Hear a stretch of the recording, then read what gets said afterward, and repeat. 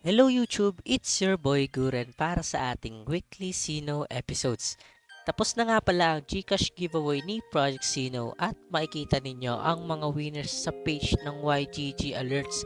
So check nyo na at baka isa kayo sa mga papalad na nanalo.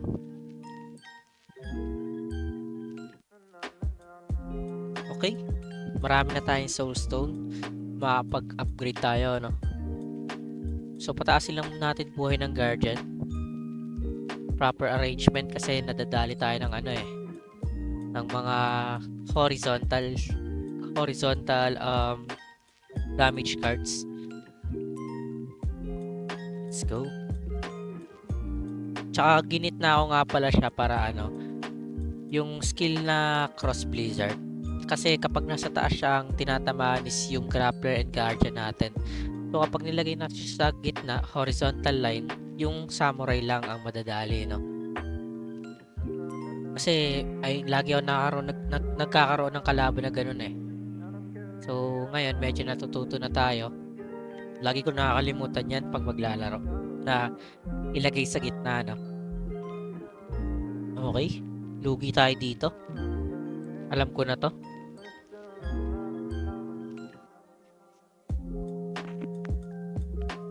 Grabe naman damage ng psychic niya. Sakit. As buhay ng samurai, grabe naman, anong level ba yan?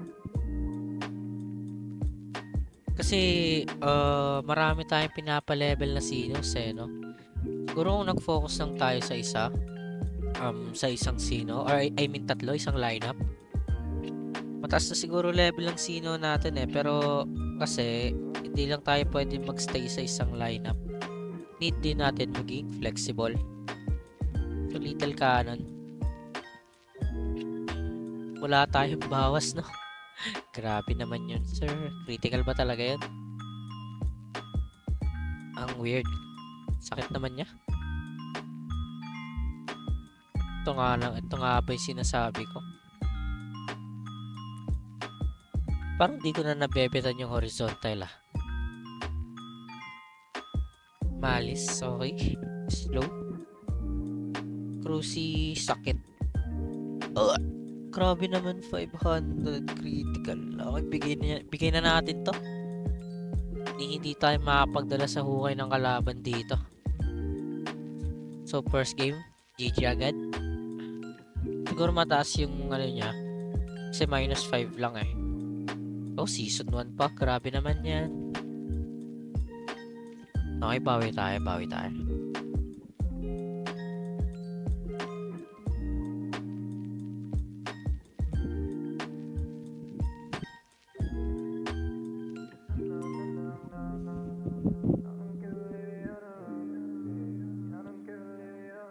Let's go.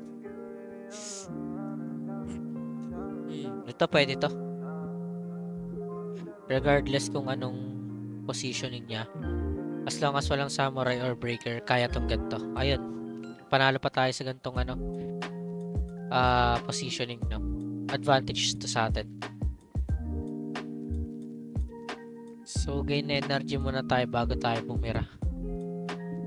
Siguro next turn, kung magkaroon tayo ng mga critical damage, buburay na natin yung grappler niya. Since full energy tayo mamaya. Siyempre, meditation yan at saka ayun, hindi tayo nabigyan ng Rising Dragon, pero okay lang din. Either way, papasok naman lahat. Sama na, ubusin na natin to. Kasya to. Lugi siya sa gantong setup, no?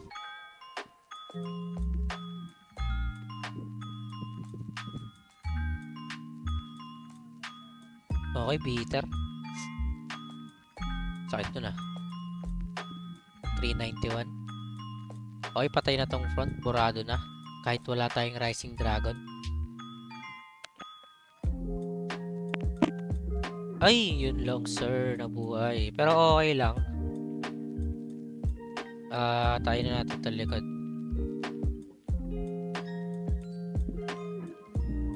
Yan. Ewan ko lang kung buhay pa pati ninja dyan.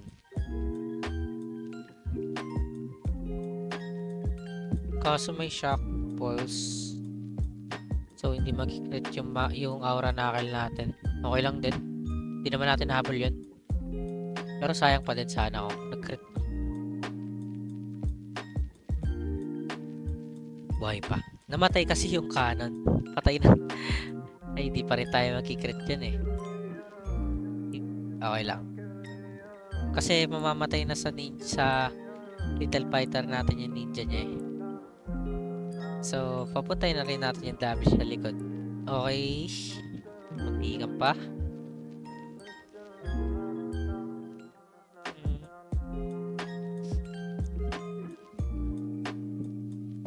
Wala pa rin critical. 2 turns kasi yun, alam ko.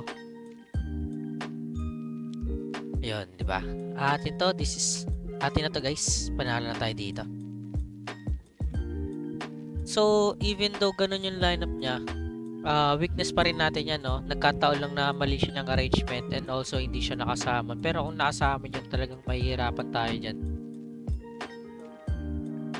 Kasi yun yung weakness natin talaga. Pero still, hindi naman gaanong popular yung summon.